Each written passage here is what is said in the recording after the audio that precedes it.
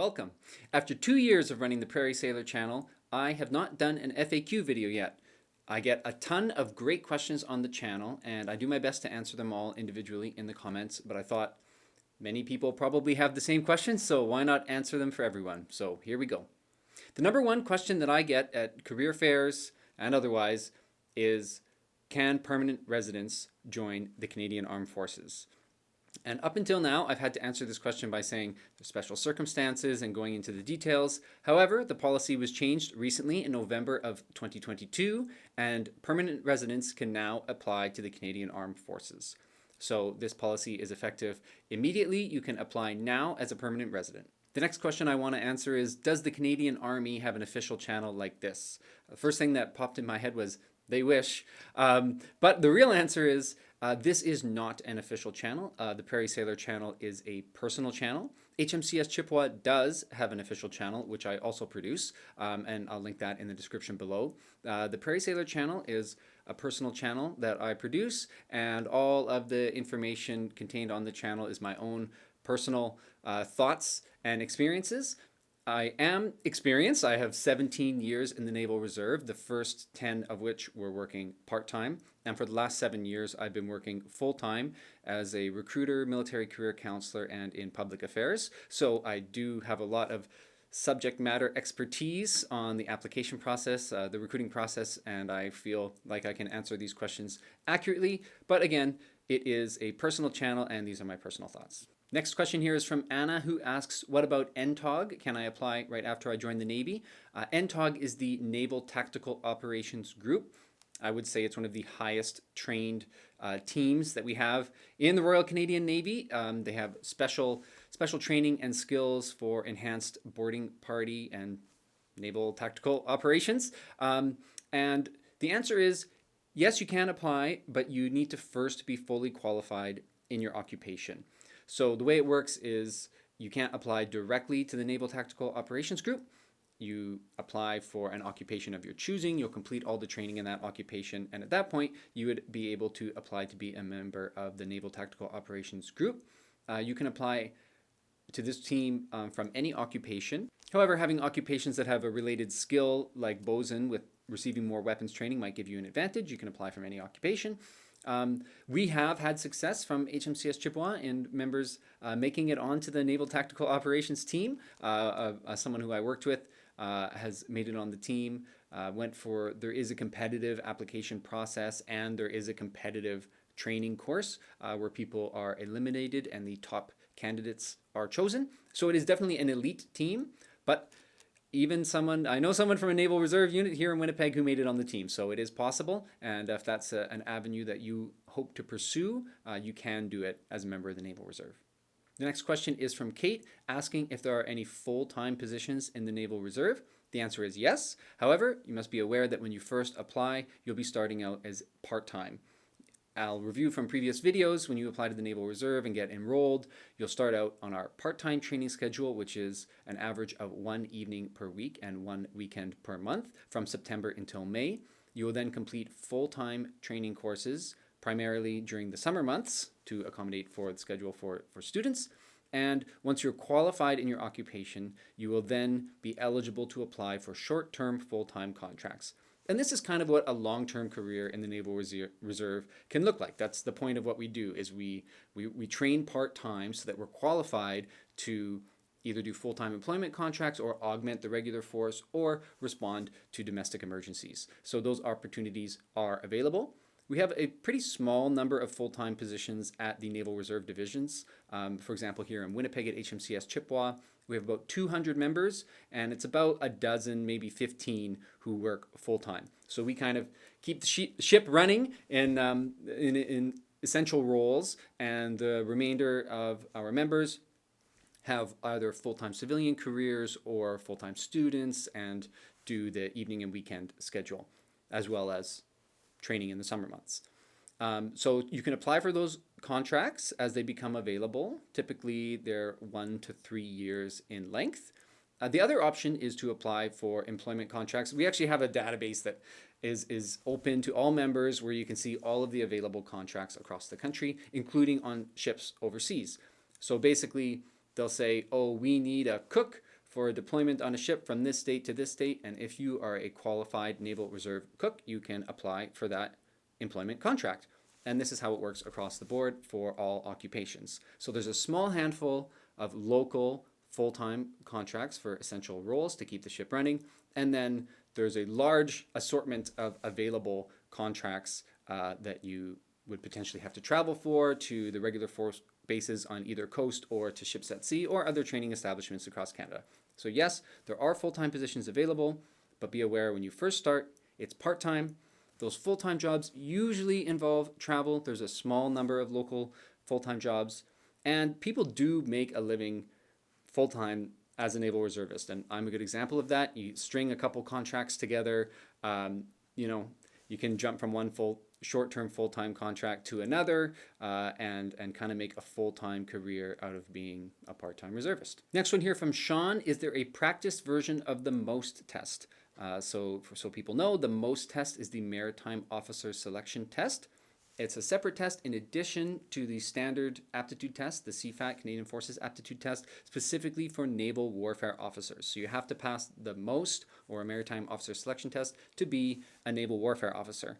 And the answer to the question is no, there is not a practice test. The MOST is meant to be a blind test.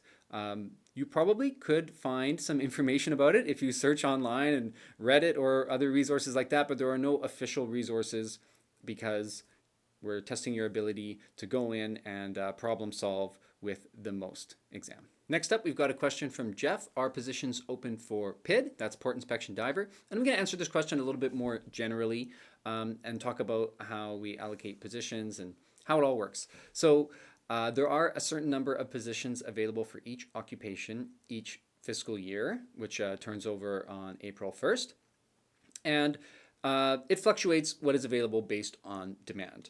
The most important thing to keep in mind is that you can select up to 3 occupations that you're interested in, and as long as one of those 3 occupations is available at the time of your application, we can process your application for all 3. And what I usually tell people is, if your number 1 choice is not available, just apply anyway, because it takes a long time to get through the application process. It takes an average of 4 to 6 months. There's lots to do, and I have a video about that. So you apply, you keep that as your number 1. We'll process you based on your second or third choice as long as it's available. And hopefully by the time you get to the end of the application process and you're ready to be enrolled, a position has become available. If we get to that point, you can choose to wait and continue to wait and see if your number 1 choice becomes available. The only issue there could be is that some of the elements of the application, such as the force evaluation, the fitness test, will expire after 1 year. So if you're waiting for a long time, you may have to repeat some portions, but some portions don't expire, like the aptitude test. So there's pros and cons, and my best advice is just to apply for what you want, get the process started, and hopefully by the time that you're ready to be enrolled, we'll have positions available. Oh, and I should also answer the actual question, which was, are there positions available for Port Inspection Diver right now? And the answer is yes, but extremely limited. So when we get down to very, very limited positions, sometimes we're competing with other units in the region to enroll into those very few positions that we have. So it can become competitive. So I will submit, a request to enroll through my chain of command, and they'll see how many Port Inspection Diver applications there are. And at the point when we have limited positions, it can become competitive. So you should be aware of that. But we'll do our best to get you into the job that you want. Another question here about Port Inspection Divers. While we're on the topic, someone asked what they should do to physically prepare for the Port Inspection Diver course. It is one of the most physically demanding courses that we have here, definitely.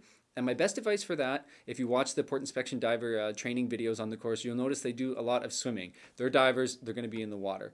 And I don't just mean swimming like with all your dive equipment actually diving. They do lots of swimming without their dive equipment, just regular swimming, endurance swimming. So make sure that you're in good shape. And then the other thing to be aware of is just how demanding this training in general and this schedule is. You're going to be woken up by an alarm at 4:30 in the morning with 3 minutes to have all your gear on and be in the water and train for very, very long hours in a highly demanding environment. However, there's not going to be like a specific physical fitness test where you have to be able to lift a certain amount of weight or anything like that. You just have to be able to keep up with the demands of the course and pass all of the performance objectives. And while we're talking about swimming, I do get a lot of questions about swimming. Do you have to be able to swim to join the Canadian Armed Forces? The answer is yes, there is a swim test on the basic military qualification. However, it's not mandatory to pass the test in order to pass BMQ. So you don't have to be a strong swimmer, you just have to attempt the test, and it is recommended that you learn how to swim. However, please don't see it as an obstacle to joining because, like I said, you can pass the course and continue with your career even if you don't pass the swim test. I had a subordinate who didn't pass the swim test on their BMQ. They still graduate, they get to come back, they're a member, and they're just asked to do some remedial training at that point to work on their swimming. We are in the Navy. The goal is to stay out of the water, but you never know, right? So you gotta make sure that you can float. Just to add to that, actually, I was a basic military qualification instructor all summer this year, so I've been there recently, and I was teaching all summer. I was there for 2 course graduations, and we did not conduct the swim test once. That was due to COVID, so they had pretty strict policies where if there were any positive cases in the entire platoon was now considered high risk and couldn't go into certain facilities like the swimming pool. So we weren't able to do the swim test at all, and everybody still passed the course. So just to reinforce the idea that it's a good idea to be able to swim, but don't see it as an obstacle because you can still pass basic training and continue on with your career, and you will receive some remedial training in swimming if it's needed. Now, while we're talking about basic military qualification, I get lots of questions about BMQ. I've done a couple of videos on it, so I'll put those up in the corner. And I also, as an instructor this summer, filmed 20 episodes documenting everything that happened the entire summer. So go into a lot of detail about everything that we do on the course. Those videos are still in the process of being approved for release. So we'll cross our fingers on that we'll get to share those with you. If that doesn't work out, I'll probably make a couple more videos just talking about it. But I do have all the videos all filmed, all edited, ready to go once I receive approval. Okay, so we talked a little bit about fitness for port inspection divers, but what about just the general fitness standards for everyone? We have a question here about as an officer, but they're universal. It's universality of service. It's the same standard for all occupations, all ages, all genders. Everyone has to meet the same physical fitness standard, which is the Canadian Armed Forces Force Evaluation. So the force evaluation consists of 4 parts. There's a running part where you're going down on the ground and back up. There's a sandbag lift where you're lifting a 20 kilogram sandbag to a height of 1 meter 30 times. There is the shuttle where you're walking back and forth across the gym carrying a sandbag, and there's the sandbag drag where you're dragging a number of sandbags, a very heavy load across the gym. So we do have plenty of videos for that. I'll link below. You can get more information on the force evaluation. So just know it's a standard test for all applicants and all members. It's not just to join you have to do it. Every member of the Canadian Armed Forces has to complete the force evaluation every year. And you have to be current in your fitness standard in order to go on training courses or to be deployed. So it is something that you don't just have to do once. You're going to have to keep up your standard of physical fitness for your entire career. I have a question here about transfers. I actually get a lot of questions about transfers, and recruiters don't actually deal with transfers. If a civilian wants to become a member of the Canadian Armed Forces, I will help them. If a current member of the Canadian Armed Forces wants to transfer to a different occupation, or transfer from Army to Navy, or transfer from the reserves to the regular force, or vice versa, that is all done through personnel selection officers. So my best advice is to contact your local personnel selection officer and ask questions. I can help out a little bit. I know some things in general because I know what all of the different standards are for the different occupations. If you're transferring into a different occupation or a different element, you have to meet the standards and you have to do a bunch of administration through your chain of command. But that's done through your chain of command and through the personnel selection officer. And if you're already a member of the Canadian Armed Forces, you should be able to access those resources. So good luck with your transfers.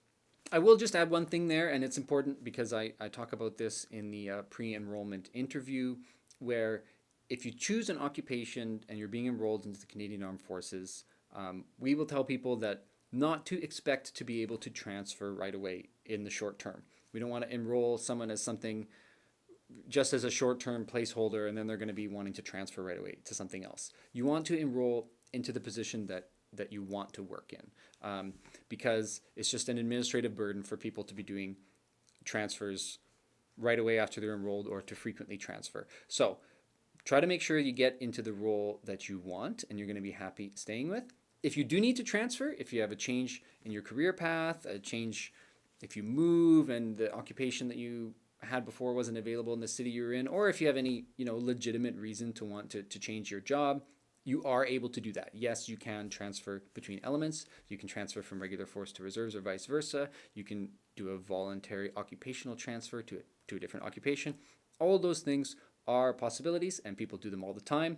Just want to reiterate that when you're first enrolled, you want to make sure to enroll into a job that you want to do and you're not planning to transfer right away. Here's a great question from Stephen. Would you have to use your vacation time to do military training, like vacation from your civilian job? Some people do end up doing that sometimes, yes, but we do have resources available so you can avoid that. You're supposed to be able to have time off work to do military training. In Manitoba, we actually have employment protection legislation to make sure that military members, reservists, can get time off from their employers. Obviously, there are difficulties depending on your employer or what your job is, or it can be difficult if you're self-employed. If you run your own business, it can be tough to take time off. So there's lots of challenges with that, and we acknowledge that, and we do our best to have a flexible training schedule. But of course, there are going to be mandatory periods. Being in the Navy, especially here in Winnipeg, you have to go to the coast to do specialized training for many of the occupations. So it can be a challenge. There are resources available. I have a section on it in one of my other videos on work-life balance between your civilian employment or education and your reserve employment. So you can check that video out, put it up in the corner.